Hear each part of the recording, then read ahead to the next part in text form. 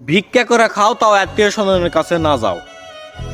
মাংস পোলা থুইয়া পান্তা ভাত খাও তাও আত্মীয় স্বজনের কাছে না যাও। 3 বেলার মধ্যে 1 বেলা খাও তাও আত্মীয় স্বজনের কাছে না যাও। খিদার জ্বালায় ছটপটা তুমি মরে যাও তাও আত্মীয় স্বজনের কাছে না যাও। এই কথাটা তুমি তখনই বুঝা পারবিন যখন তোমার বয়স 17-18 পার হবে, তখনই তুমি এই কথাটার মানে বুঝা পারবিন।